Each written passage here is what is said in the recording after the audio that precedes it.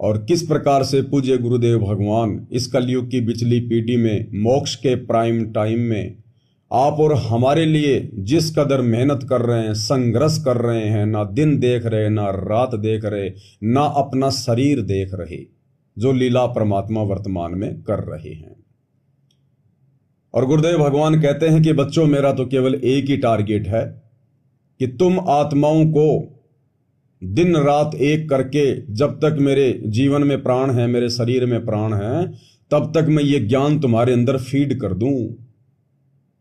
तुम ही मेरा जीवन हो, तुम ही मेरा सब कुछ हो। तो गुरुदेव भगवान के इन वचनों को ज्ञान आधार से समझकर, क्योंकि ना तो परमेश्वर इस गंदे लोक में जीवन जीने आते हैं, ना परमेश्वर के शरीर में कोई प्राण होते हैं, वे तो शब्द स्वरूपी राम हैं। और परमेश्वर के तो अनंत ब्रह्मांडों में अनंत आत्माएं हैं। लेकिन ये संदेश गुरुदेव आप और हमें देना चाहते हैं कि जिस प्रकार मैं परमार्थ के लिए निस्वार्थ भाव से इस गंदे लोक में किसी भी सांसारिक वस्तु की, भौतिक वस्तु की इच्छा ना रखते हुए केवल तुम्हारे तक ये ज्ञान पहुंचाने के लिए संघर्ष कर रहा हूं और मेरा कोई मकसद नहीं है, तो आप और हम आत्माओं ने समझना चाहिए फिर आप और हमारा भला क्या मकसद हो सकता है। हमारा तो स्वार्थ है आत्म कल्याण का, मोक्ष प्राप्ति का, इस गंदे लोक से बाहर निकलने का एक बहुत बड़ा हमारा स्वार्थ है। क्योंकि हम 21 ब्रह्मांड में रह रहे हैं, सतलोक को भूल चुके हैं, परमात्मा को भूल चुके हैं, उनके गुणों को भूल चुके हैं, और इस गंदे लोक के नियम कायदे अनुसार हम भी स्वार्थी बन गए। बिना स्वार्थ के हम कोई काम नहीं करते यहां पर। तो परमेश्वर ने एक सबसे बड़ा स्वार्थ दे दिया आत्म कल्याण का, जिसमें ना कोई पाप हो सकता है, ना कोई गलत विचार हो सकते हैं, और अपनी आत्मा के कल्याण के लिए दिन रात ये जीव निरंतर आगे बढ़े। तो ये स्वार्थ परमात्मा ने बीच में डाल दिया। अगर ये आत्म कल्याण रूपी स्वार्थ ना होता तो शायद हम तुच्छ जीव भक्ति भी ना करते। तो गुरुदेव जिन बातों को अपने ऊपर लेकर कह रहे हैं, असल में वो बातें आप और हमारे लिए होती हैं। क्योंकि गुरुदेव भगवान तो एक आम व्यक्ति की, एक संत की लीला कर रहे हैं, लेकिन वो आप और हमें समझाने के लिए सारी बातें अपने ऊपर ही लेकर कहते हैं।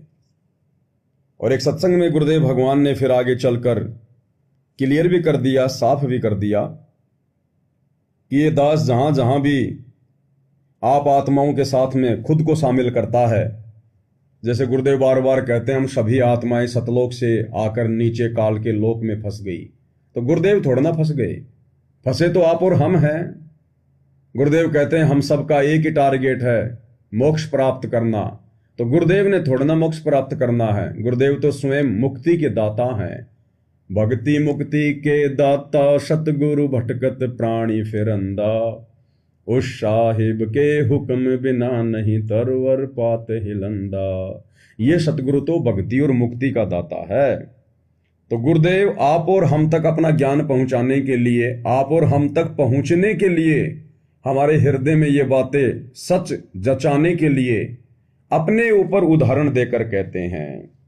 अपने को एक आम व्यक्ति की श्रेणी में ले लेते हैं और कहते हैं कि हम सब सतलोक से नीचे गिरे, हमारा पिता कबीर भगवान है, हम सब 2 कोटि के जीव हैं। तो गुरुदेव आप और हमारे साथ स्वयं को भी शामिल करते हैं। लेकिन एक सत्संग में गुरुदेव ने बिल्कुल क्लियर कर दिया कि ये ना समझ लेना कि अगर मैं बार बार ये बोलता हूं कि हम सब यहां फंसे पड़े हैं तो तुम कहीं अपने गुरुजी को भी काल के जाल में फंसा हुआ समझ लो। हम मतलब आप जी। गुरुदेव ने बताया हम का मतलब होता है, हम मीन्स आप, यानी आप और हम जीव। तो क्या करें गुरुदेव, ध्यान से सुनिएगा। सतलोक के बारे में आज तक जो जानकारी हमें प्राप्त हुई है, हमें मीन आप जी को इस दास के वचनों से पहले हमें मीन आप क्या करें गुरुदेव कि सतलोक के बारे में हमें जो जानकारी प्राप्त हुई है, फिर आगे गुरुदेव कह रहे हैं हमें मतलब हमें मीन्स आप जी, यानी आप और हम हैं, गुरुदेव शामिल नहीं है उसमें। ये तो स्वयं परमात्मा है, परमेश्वर हैं। ध्यान से सुनिएगा। सतलोक के बारे में आज तक जो जानकारी हमें प्राप्त हुई है, हमें मीन आप जी को इस दास के वचनों से पहले, हमें मीन आप जी को इस दास के वचनों से पहले, हमें मीन आप जी को इस दास के वचनों से पहले। तो आ गया समझ में क्यों बार बार गुरुदेव हर बात को अपने ऊपर लेकर बोलते हैं। तो उनके द्वारा जो स्वयं के ऊपर लेकर बोली गई बात होती है वो हमने उनके ऊपर फिट नहीं करनी है कि हमारे गुरुजी भी काल के जाल में फंसे होंगे। उनका संकेत, उनका तात्पर्य वहां पर आप और हमारे लिए होता है, हमारे को समझाने के दृष्टिकोण से परमात्मा ऐसा बोलते हैं। तो क्या कुछ पूज्य गुरुदेव भगवान आगे हमें समझा रहे हैं, सतलोक के विषय में बता रहे हैं, किस प्रकार से हमने यहाँ पर अपनी भक्ति को सुचारू रखना चाहिए, मर्यादाओं का कितना ध्यान रखना चाहिए, पल पल किस बात की चिंता होनी चाहिए, क्या कुछ गुरुदेव हमें समझा रहे हैं। तो जीवित मरना होगा। अब आज आप 3 टाइम आधा पौना घंटा निकालो, ये तो अभी कितने गप्पे मार कर, ताश खेल कर, कितने इधर उधर के बकवास बतला कर, या कोई टेंशन हो जाएगी उसमें पड़े पड़े सोचते जाओगे, ये तो व्यर्थ में जाना था।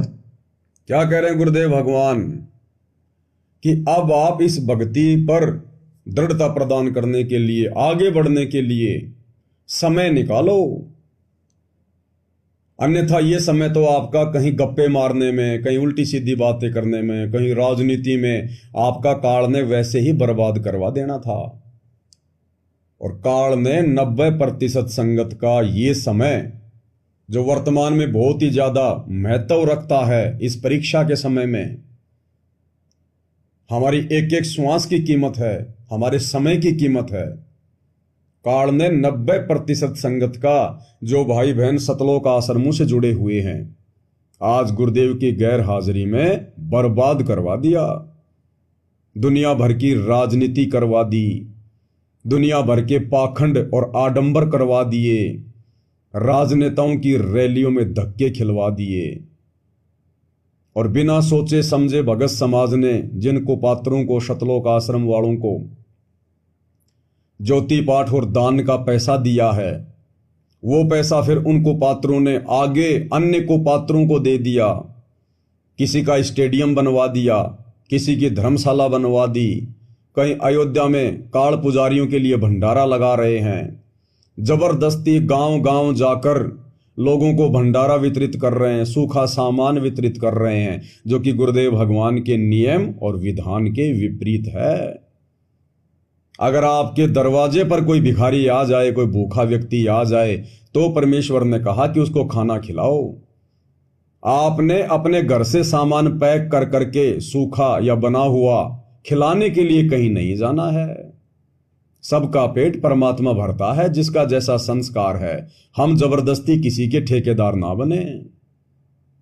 लेकिन वर्तमान में बिल्कुल उनके ज्ञान के विपरीत सारे कार्य किए जा रहे हैं। 1 किलो दाल, 1 किलो चावल, 10 किलो आटा, 1 तेल की बोतल, 2 नहाने के साबुन, 2 कपड़े धोने के साबुन, नमक, मिर्ची, हल्दी, ये 10-12 किलो सामान पैक करके और सतलोक आश्रमों से निकलेंगे ले लेके गाड़ियां। कुछ एक भक्तों की ड्यूटी लगा रखी है कि तुम भिखारियों को पहचानो, भिखारी कहाँ है, गरीब परिवार कौन है, गरीब आदमी कौन है, उनको पहचानो जा जाके। फिर वहां जाएंगे, एक खाट के ऊपर सामान रख देंगे, मुनिंद्र धर्मार्थ ट्रस्ट का एक बैनर पकड़ के खड़े हो जाएंगे और लेके हाथ में सान न्यूज चैनल वाला माइक, और फिर वीडियो बनाएंगे। अरे परमात्मा तो कहते हैं कि दान धर्म करने वाला अगर इस हाथ से दे रहा है तो इस हाथ को पता भी नहीं लगना चाहिए, और तुम वीडियो बना बना के फिर सोशल मीडिया पे डाल रहे हो कि देखो हम कितने बड़े दानी हैं। ये दान नहीं है, ये तुम्हारी मर्यादा तुड़वाई जा रही है। तुम जिन घरों में जाकर 10, 15, 20 या महीने भर का जो राशन देकर आ रहे हो ना, वो आज से पहले क्या खा रहे थे, कौन खिला रहा था उनको? क्या वो भूखे सो रहे थे क्या, भूखे मर रहे थे क्या? और तुम तो 1 महीने का दे दोगे, उसके बाद तो उनकी बहुत लंबी जिंदगी है, फिर कौन खिलाएगा उनको, फिर कौन देगा उनको। तो इसलिए गुरुदेव कह रहे हैं कि हम व्यर्थ में किसी के ठेकेदार ना बने, अपनी भक्ति पर ध्यान दें। ये मालिक के विधान के विपरीत सारे कार्य हो रहे हैं, विधान के विपरीत। तो काल इस प्रकार से सतलोक आश्रमों से जुड़े हुए भाई बहनों का समय बर्बाद करवा रहा है। और आप गौर करना भाई और बहनों, थोड़ा सा विचार करना, क्योंकि संगत मार केवल यही खा रही है कि गुरुदेव के वचनों पर विचार नहीं करती, चिंतन मनन नहीं करती। सत्संग तो बहुत सुनते हैं भाई बहन, 24 घंटे सुनते हैं, लेकिन जब तक विचार नहीं करेंगे, चिंतन मनन नहीं करेंगे। अब आपने दूध में जामन तो लगा दिया, दही बन गया। अब अगर दही को मथोगे नहीं तो भाई घी नहीं निकलेगा। तो गुरुदेव के सत्संग सुनने के बाद में चिंतन मनन करना पड़ेगा, मंथन करना पड़ेगा, तब जाकर निष्कर्ष निकलेगा, बुद्धि काम करेगी। ये सतलोक आश्रम वाले जिन लोगों के घरों में जाकर जिनको भिखारी समझकर और ये राशन वगैरह वितरित कर रहे हैं, भाई और बहनों आप ध्यान से गौर किया करो। जैसी हालत उन लोगों की होती है जो ये कहते हैं कि ये गरीब है, ये भिखारी है, उन लोगों से भी ज्यादा बुरी हालत वर्तमान में सतगुरु रामपाल जी से जुड़े हुए छत्तीसगढ़, मध्य प्रदेश, बिहार आदि राज्यों के 70% भक्तों की है। 70% भक्तों की। वो भी बेचारे इसी प्रकार से संघर्ष कर रहे हैं रोजी रोटी के लिए और अपनी भक्ति भी कर रहे हैं। अगर वास्तव में इन आश्रम वालों को अगर देना ही है, अगर मदद ही करनी है, तो क्यों ना उन आत्माओं की मदद करो जो तुम्हारे खुद के भगत भाई बहन हैं, जो परमात्मा की भक्ति कर रहे हैं। गुरुदेव ने बताया अगर दूध देने वाली गाय को बढ़िया बढ़िया चारा खिलाओगे तो लाभ मिलेगा, और बिना दूध देने वाली गाय को चारा खिलाओगे तो क्या मिलेगा? गोबर मिलेगा, गोबर। तो ये जितने भी जगत वाले भाई बहन हैं जो सतगुरु रामपाल जी से जुड़े हुए नहीं हैं, जिनको भिखारी समझकर इन आश्रमों से सामान पैक करके वहां बांटा जा रहा है, ये तो बिना दूध देने वाली गाय हैं, बिना दूध देने वाले जानवर हैं। वो सतगुरु के हंस नहीं है, उनके भगत नहीं है, वो भक्ति नहीं कर रहे। उनको जितना मर्जी खिला दो वो केवल गोबर ही करेंगे, गोबर ही। और मदद ही करनी है तो अपने भगत भाई बहनों की करो, ताकि उनका और ज्यादा विश्वास अपने गुरुदेव पर दृढ़ हो, भक्ति भाव में और आगे बढ़ें, उनको समय मिले थोड़ा भक्ति के लिए। अगर मदद करनी है तो उन दूध देने वाली गायों की मदद करो, अपने भगत भाई बहनों की मदद करो, जिनकी हालत उन हरियाणा के भिखारियों से भी जो है नीचे है, डाउन है, बदतर है। लेकिन उनसे तो बेचारों से ले लेके, जैसे चीचड़ होता है ना, चीचड़ वो पशु के थन पे लग जाता है और उसका खून पीता है। तो इसी प्रकार अपने भगत भाई बहनों का ज्योति पाठ और दान के नाम पर खून चूस कर और मान बढ़ाई के लिए, दिखावे के लिए जबरदस्ती ये भंडारा आदि वितरित किया जा रहा है। गुरुदेव भगवान के ज्ञान में, उनके सत्संग में, उनके विधान में आपको कहीं भी नहीं मिलेगी ये क्रिया। हमेशा गुरुदेव ने यही कहा कि बच्चों, हमने ये व्यर्थ का दान धर्म नहीं करना है। जो 5 यज्ञ गुरुदेव ने बता दी, उन 5 यज्ञों के अनुसार हमने भक्ति करनी है, और अगर धर्म भी करना है तो अपने सतगुरु को करना है। सत्संग में आने वाली आत्माओं को भंडारा करवाना है, ये गांव गांव जाकर, नगर नगर जाकर, और इस प्रकार से दाल, चावल, चीनी, आटा, तेल बांटने का आदेश ये गुरुदेव के विधान में नहीं है। और इसी बात की तो परीक्षा चल रही है वर्तमान में। भाई काल क्या करेगा इस परीक्षा के समय में? उन आत्माओं को भ्रमित करके सतगुरु का वचन ही तो तुड़वाएगा, सतगुरु के ज्ञान के विरुद्ध ही तो चलाएगा, ताकि उनके कर्म फूटें, सतगुरु नाराज हो। और सतगुरु यदि नाराज हो गया तो क्या बनेगी, जीव को आइडिया भी नहीं है। हमने एक बार सतगुरु को सतलोक में नाराज किया था, काल के ऊपर आस्था करके, मनमाना आचरण करके, उनके वचन ना मानकर, उनके विधान के विपरीत खड़े होकर। उसकी कितनी बड़ी सजा हम भोग रहे हैं, कितनी बड़ी सजा। भाई और बहनों, कालजा मुंह को आ जाता है अगर थोड़ा सा भी चिंतन मनन करे तो। हम कब से जेल काट रहे हैं, सजा भोग रहे हैं, दुख उठा रहे हैं। गुरुदेव ने बताया कि ब्रह्मा विष्णु महेश की उम्र की यदि हम अपनी इंसानों की उम्र से तुलना करें तो गिनती भूल जाएं, गिनती। गुरुदेव कहते हैं एक चतुर्युग में, यानी सतयुग, त्रेता युग, द्वापर युग और कलयुग, ये चारों युग मिलाकर एक चतुर्युग कहलाता है। एक चतुर्युग की कुल उम्र है 43,20,000 वर्ष, आप और हम इंसानों के। ऐसे ऐसे 1008 चतुर्युग का दिन और ऐसे ही 1008 चतुर्युग की रात्रि इस ब्रह्मा जी की है। यानी एक दिन रात 2016 चतुर्युग का बनता है ब्रह्मा जी का दिन रात, उसके 24 घंटे। और ऐसे ऐसे 30 दिन का एक महीना ब्रह्मा जी का, और 12 महीनों का एक वर्ष, और ऐसे ऐसे 100 वर्ष की उम्र गुरुदेव ने ब्रह्मा जी की बताई।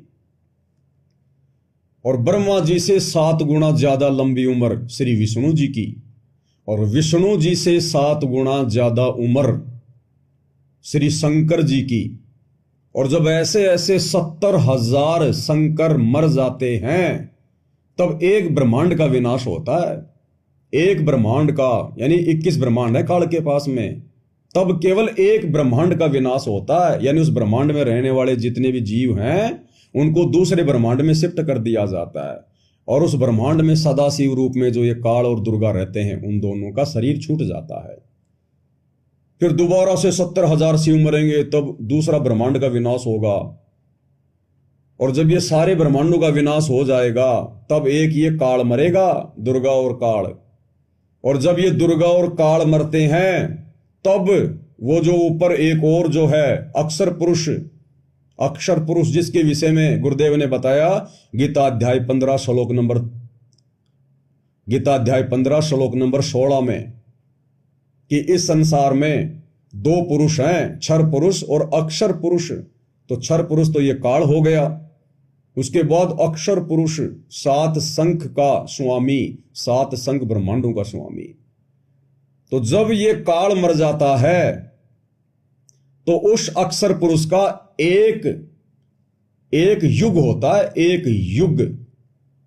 और ऐसे ऐसे 1000 युग का दिन और 1000 युग की रात उस अक्षर पुरुष की है। फिर 30 दिन का एक महीना, 12 महीनों का एक वर्ष, और ऐसे ऐसे 100 वर्ष की उम्र अक्षर पुरुष की है। और ना जाने कितने अक्षर पुरुष मर चुके हैं, गिनती नहीं है, गिनती। तब से आप और हम सभी भाई बहन यहां जेल काट रहे हैं। ये सतलोक की जेल है, 21 ब्रह्मांड और अक्षर पुरुष का लोक। तब से हम सजा भोग रहे हैं उस बात की जो गलती हमने सतलोक में की थी। अपने गुरुदेव भगवान को हमने नाराज कर दिया था, मनमाना आचरण करने लग गए थे, गुरुदेव की बातों को हल्के में लेने लग गए थे। जैसे वर्तमान में संगत जो सतलोक आश्रमों से जुड़ी हुई है गुरुदेव को हल्के में ले रही है, उनकी बातों को हल्कों में ले रही है, मर्यादाओं में रहकर भक्ति नहीं कर रही है। तभी तो ये राजनीतियां हो रही हैं, राजनेताओं की रैलियों में जा रही है संगत, परशुराम की जयंती में जा रही है संगत, नकली कबीर पंथियों की जयंती में सिरसा में जा रही है संगत, गुंडों की सीबीआई जांच का समर्थन कर रही है संगत, उन गुंडों की सीबीआई जांच के लिए 5-5 लाख रुपए का सपोर्ट कर रही है संगत। जातिगत आंदोलनों में जो आरक्षण के लिए लड़ाइयां लड़ी जा रही हैं उनमें संगत बैठ रही है, करोड़ों में उनको सहयोग कर रही है, लोगों के स्टेडियम बना रही है, लोगों की धर्मशालाएं बनवा रहे हैं। संगत की आंखें काल ने बिल्कुल बंद कर रखी है। संगत जरा भी चिंतन मनन नहीं कर रही गुरुदेव के सत्संगों पर, वचनों पर। तो कब से भाई और बहनों हम ये सजा भोग रहे हैं। और गुरुदेव ने एक सत्संग में बताया कि जो गलती तुमने सतलोक में की है अपने पिता को नाराज करके, और जो सजा तुम्हें मिली है ये बहुत ही थोड़ी सजा है, बहुत ही कम सजा है ये। अब आप और हमारा तो गोबर निकल गया।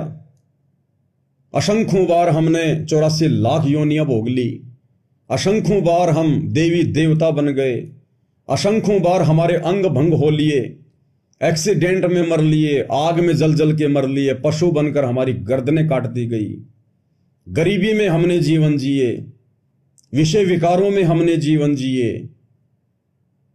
आप और हमारा तो यहां पर गोबर निकल चुका है। और गुरुदेव भगवान कह रहे हैं ये तो बहुत थोड़ी सजा है, बहुत थोड़ी सजा।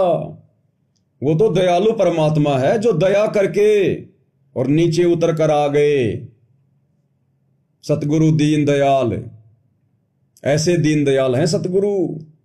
हमारी सजा को कम करते हुए, हमें माफ करते हुए, और परमात्मा गति करके सतलोक से वर्तमान में सतगुरु रामपाल जी के रूप में धरती पर आ गए और हमें उस मनमाने आचरण की याद दिला रहे हैं। हमने जो गलती की थी सतलोक में, हमें गुरुदेव रह रहकर सत्संग कर करके दुनिया से दुश्मनी मोल ले लेके आप और हमें केवल उसी बात की तो जानकारी दे रहे हैं कि काल ने तुम्हारी बुद्धि बिल्कुल बंद कर दी, भ्रष्ट कर दी।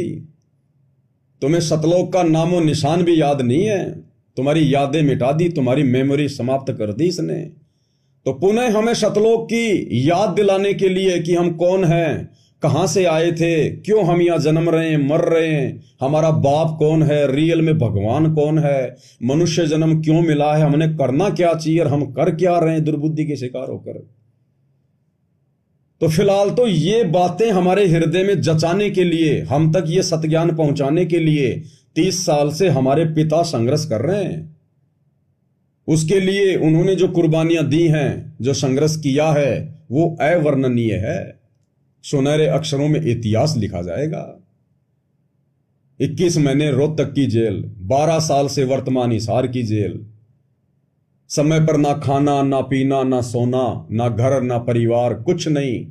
संपत्ति को ठोकर मार दी, परिवार को ठोकर मार दी, केवल आप और हम आत्माओं को सतलोक की जानकारी प्रदान करवाने के लिए, हमें जगाने के लिए। तो गुरुदेव भगवान कह रहे हैं कि बच्चों थोड़ा सीरियस लो। दिन में कम से कम 2 बार या 3 बार समय निकालो, 1-1 घंटे का, पौन घंटे का, रह रह के सत्संग सुनो। सत्संग के अभाव में ये मैल वापस आत्मा में जमना शुरू हो जाएगा और तुम्हारा सौभाग्य है, अन्यथा ये काल तुम्हारा समय वैसे ही बर्बाद करवाता। तो ये सौभाग्य तो भाई और बहनों साध संगति से जुड़े हुए सत्सेवक भाई बहनों का है, जो काल ने लाख कोशिश करने के बावजूद भी आप और हमारा समय इन सतलोक आश्रमों से जुड़े हुए भाई बहनों की तरह बर्बाद नहीं करवाया, नहीं करवा सका वो बर्बाद, क्योंकि गुरुदेव ने हमें पहले से ही साध संगति से जोड़ दिया। हमें उन लोगों के हर मनमाने कर्म कुकर्म की जानकारी उपलब्ध करवा दी। हम कौन से कर्म करेंगे जिससे हमें हानि होगी, कौन से सदकर्म करेंगे जिससे हमें लाभ होगा, ये साध संगति के माध्यम से परमात्मा लगातार हम तक संदेशे पहुंचवा रहे हैं। तो हम लोगों की यादें ताजा बनी रही, हम लोग अपडेट रहे, अपडेट। अन्यथा आप और हम भी तो जीवी हैं, 2 मिनट में जा बैठते वहां, और आज हम भी उन राजनेताओं की रैलियों में एक भीड़ का हिस्सा बनकर बैठे होते और अपने कर्म फोड़ रहे होते, कर्म।